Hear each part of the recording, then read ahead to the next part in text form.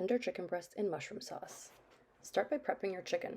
You want to cut it as if you're butterflying it with your knife parallel to the cutting board, essentially to get two thinner pieces. Then cut those widthwise. We're creating small cutlets that are easier to maneuver. Once you cut the pieces of chicken, add them to a large Ziploc bag and using a mallet, pound them out a little bit. Remember, they're already thin, so you don't want to overdo it. You just want to tenderize the meat a little bit. Next, season the chicken generously with salt and pepper. Make sure to do it on both sides and set it aside.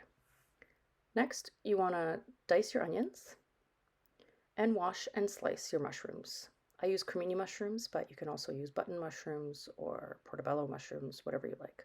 Keeping in mind whatever mushrooms you choose, they'll influence the flavor of the sauce. Add some oil to a pan and sear the chicken.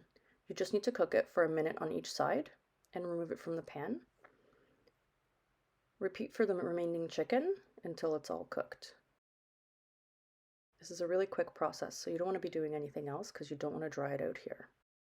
Once the chicken is done, add a little more oil to the pan and add your diced onions.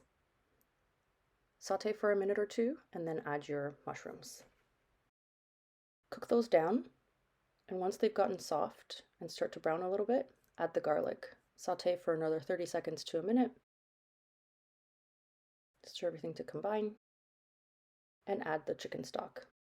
Add salt and pepper and then add the chicken back to the pan. It's a little bit crowded, but you want to make sure that most of the chicken is covered in the liquid. If it's not, add a little bit more stock. Now you're going to let that simmer for 10 minutes covered, and once it's done cooking, add the slurry.